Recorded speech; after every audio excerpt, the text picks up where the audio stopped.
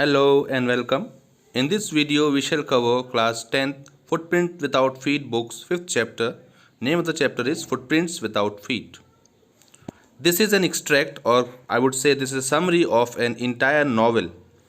This is just a gist of it, which has been compiled for your reading purpose. Let's see what the story is all about. But before that, just a question. One of the most interesting and most curious topic of human beings has ever been the invisibility. Can human body become invisible? So this question itself gives an idea what this chapter talks about. And now let's see the chapter. What does it talk about? There were two young boys in London and they happened to notice some footprints on the staircase, barefoot that is. Very surprising. Mid of London, somebody barefooted walking. The boys, out of curiosity, started following the footprints, which became fainter and fainter. Suddenly, they noticed a remarkable sight, a fresh footmark. But the problem was, whose footmark is it? Where is the man whose footmarks are being imprinted here? The explanation is simple enough. These footmarks are of a man called Griffin. Griffin, the scientist, a brilliant scientist, who has somehow found out the secret of humans' invisibility. He has experimented and then swallowed some rare drugs, and ultimately that led up to him being invisible. He was as invisible, as transparent as a sheet of glass, but at the same time, as strong as a sheet of glass. So, the secret of invisibility has been developed by Griffin the scientist, and he is the person who is roaming in the street of London. Now, the question arises, how does he end up roaming in the streets of London? So, Griffin, though he was a brilliant scientist, he was a lawless fellow. He rarely cared to follow any laws. And as a result, his landlord always disliked him and always wanted to eject him from the house. As a revenge, Griffin set fire to the house and ran away without being noticed as he became invisible after taking off his clothes. And now he is in the mid of London, the streets of London, wandering as a homeless man.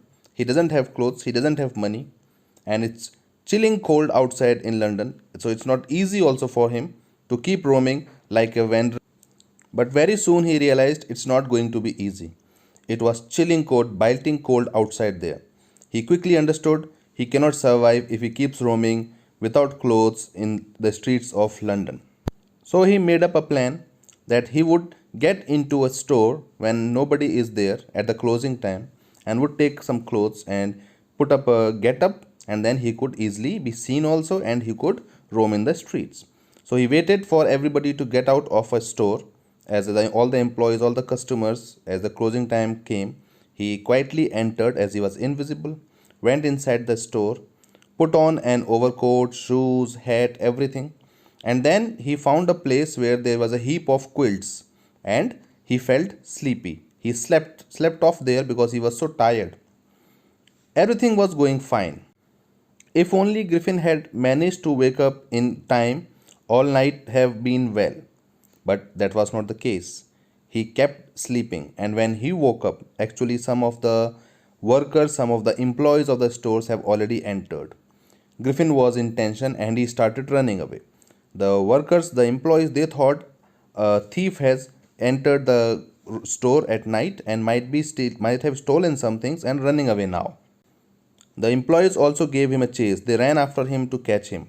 So Griffin has only one trick at his hand, that take off all the clothes, become invisible and get along, keep running.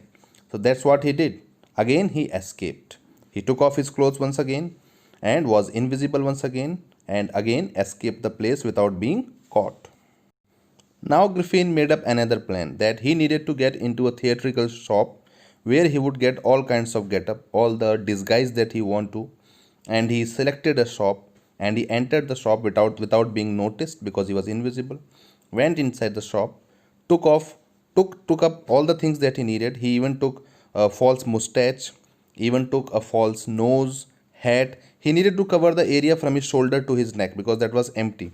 So he took some bandages to cover his face and everything. Now he was completely visible because he has put clothes all over. But quietly he came down the stairs of the shop and even hit the owner of the shop and snatched money from his drawer and ran away. Now Griffin understood he cannot survive in London because it is too crowded. He need to go towards some countryside, towards some more peaceful place where there are not many people. So he took up a train to Iping and he went to Iping. And as he reached Iping, he selected a hotel, an inn where he would stay.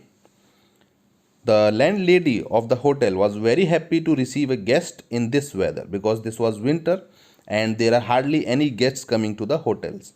She was very happy. So she tried to entertain him, she tried to please him also by talking to him, by attending him. But then she understood he is an eccentric fellow, a totally eccentric fellow. But she said that how does that matter? If he is paying everything, then how does that matter, him being eccentric or him being polite?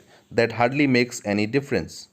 Since Griffin has paid everything in advance, Mrs. Hall, the landlady, was very happy to receive this guest and was ready to bear his all the tempers, all the tantrums that he was throwing, he was showing. He very clearly said that I met with an accident and I have come here for solitude, for peace. So don't disturb me.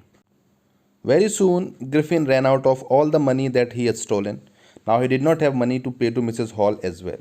So he lied to her that I am awaiting a check. As soon as I receive my check, I would pay off the remaining money.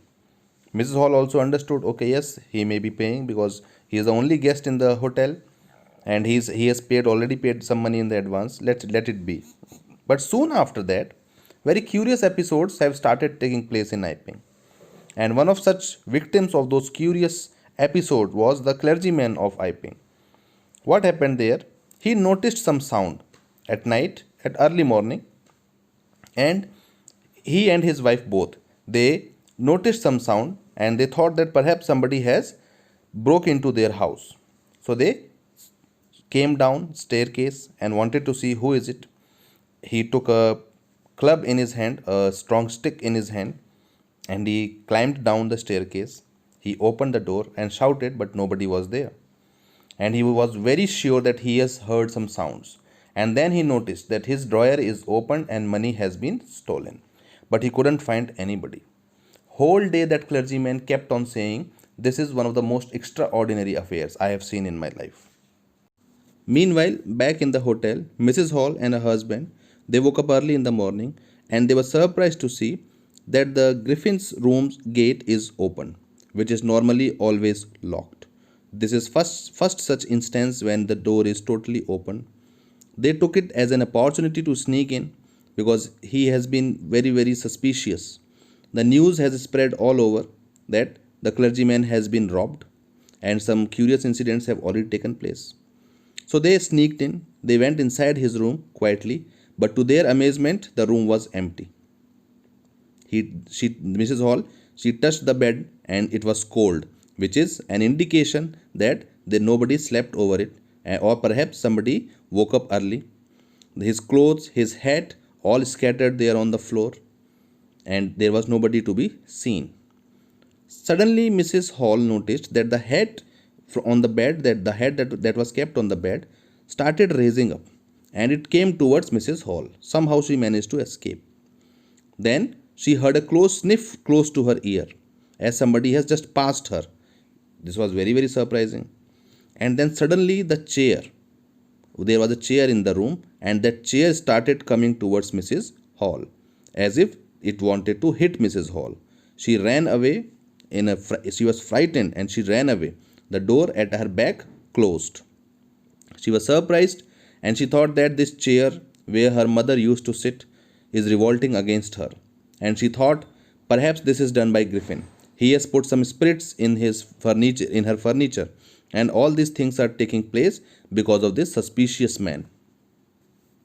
Now Mrs. Hall thought enough of him. She was fed up with his tantrums, with his being eccentric, and she sent for the village constable. But before, she thought that let me confront him myself. Let me talk to him first. To her surprise, to her amazement, From nowhere, Griffin appeared. We already know that Griffin was invisible, so he was all the time in the room. It's just that they couldn't see him. And now he has put on his clothes and he is visible again. She confronted him and asked him, "Why are you doing this? And what are you doing, by the way? What is this all going up?" This irritated Griffin so much that he shouted at her and said, "You do not know who I am and what I can do." And he said, "Let me show you who I am." And he started taking off his clothes, his bandages, his sunglasses, even the false nose. This terrified people so much. And right at that moment, the village constable, Mr. Jeffers, entered. And he saw this headless man because he is invisible. He has already taken off the bandages. So it appeared that this is a headless man. He thought, headless or with head. I have to capture him. I have to arrest him. Then there were attempts made to arrest him. Soon he took off all his clothes and he became invisible. And anyone who tried to catch him got a good hit either in stomach or at the back, kicked him. And Mr. Jeffers struggled so much there to catch him. People kept shouting, "Catch him, catch him." But who was there to be caught? He was invisible. And once again, Griffin, the invisibility that he has developed, the invisibility, the secret of invisibility that he has found, came to his rescue. Again, he became invisible and was successful to run away from the place once again without being caught. He escaped once again. And that's how we come to the end of the story. It remains on you to decide whether invisibility is a boon or a bane. Let's see how do you end up to conclude this chapter. Till then, see you again with next video, with new chapter, maybe new poem. Take care, be happy, and read the entire context, read the entire chapter. Thank you very much.